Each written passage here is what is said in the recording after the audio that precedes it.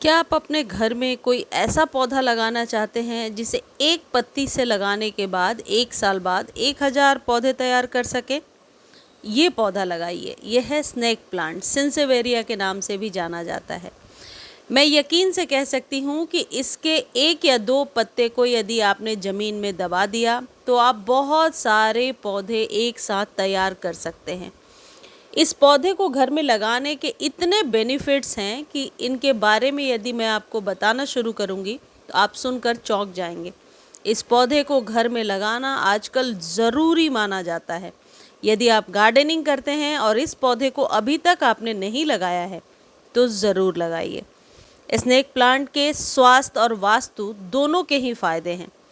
यह एक ऐसा एयर प्यूरीफायर है, यूँ कह सकते हैं कि नेचुरल एयर प्यूरीफायर है, जो हवा में जितने भी विषैले गैस होते हैं जैसे carbon dioxide, formaldehyde, benzene, toluene जैसे विषैले जो पदार्थ होते हैं उनको हटाता है, रात में ऑक्सीजन छोड़ता है, हवा को शुद्ध करता है।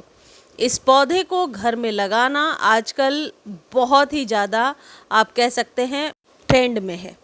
अब आपको कुछ चीज़ें ध्यान देनी है। सबसे पहली टिप ये है कि यदि आपके पौधे की पत्तियां इस तरीके से गल रही हैं, जो कि बरसातों में अक्सर गलने लगती हैं, तो आपके पौधे को बरसात में ओपन में नहीं रखना है। ऐसी जगह पे रखिए जहां पर कि लगातार बारिश का पानी इसे ना मिल रहा हो।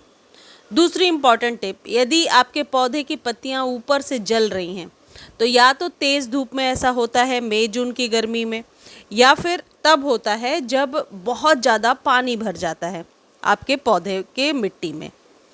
तीसरी चीज़ है, यदि आप पत्तों से उगाना चाहते हैं तो आपको क्या करना है। नॉर्मली पत्तों को कट करके सॉइल में दबा देना है, उसके बाद स्प्रे करके पानी देना है और पौधे को किसी भी सेमी शेड एरिया में रखना है।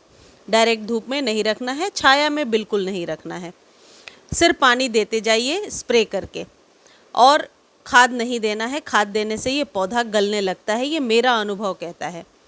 इसको इस तरीके से स्प्रे करके जब आप पानी देंगे, आप देखेंगे कुछ रूट्स ज़्यादा डेवलप हुई हैं, कुछ कम डेवलप हो रही हैं, लेकिन पत्तों से इस पौधे को उगाना मुझे सबसे ज़्यादा ईजीएस्ट वे लगता है कि पत्तों को बस ज़मीन में दबा के छोड़ देना है।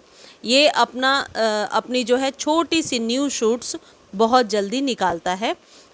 आप यूँ कह सकते हैं 15 से 20 दिनों में जड़ें पकड़ लेती हैं, फिर न्यू शूट्स निकलने लगती हैं। देखिए, ये जितने भी मेरे पौधे आपको दिख रहे हैं, ये 1 या 2 पौधे से तैयार किए गए हैं, बट हाँ, इट टेक्स टाइम। ऐसा नहीं है कि आज ही किया और आज ही इतने पौधे तैयार हो जाएंगे, समय लगता है। लेकिन इस पौधे को एक से अनेक बनाना बहुत ही आसान है। देखिए, ये वही प्रोसेस चल रहा है। मैंने पत्तों को ज़मीन में दबाया है, कुछ पत्ते उसमें से गलने भी लगते हैं। इसके लिए भी आप मेंटली प्रिपेयर रहिए। सारे पौधे, सारी कटिंग तैयार हो जाए ये ज़रूरी नहीं है। अब आपको क्या करना है, यदि ये पौधा पहले से आपके पास है, ख़राब हो रहा है या पत्तियां गल रही हैं या ऐसी कोई भी प्रॉब्लम आ रही है, सबसे पहले चेक कीजिए ओवर वाटर नहीं होना चाहिए। ओवर वाटर होना इस पौधे के लिए काल होता है। यदि पानी बहुत चला गया, मेरे खुद के बहुत सारे पौधे हैं जो फैलने लगे हैं, ख़राब हो गए हैं ओवर वाटर की वजह से, तो मिट्टी का सूखना ज़रूरी है। कभी भी रेगुलर खाद नहीं देना है। यदि रेगुलर खाद देते हैं तो ये पौधा निश्चित तौर पर ख़राब होता ही है, अपनी पत्तियों को फैलाने लगता है, फिर गलने लगता है, जैसा शुरू में दिखाया। उसके बाद तीसरी इम्पॉर्टेंट चीज़ है कि यदि ग्रो नहीं हो रहा है पौधा, तो इसको आप सनलाइट में रख दीजिए, यानी कि सितंबर से लेकर के फ़ैब तक इसे प्रॉपर सनलाइट में रहने दीजिए।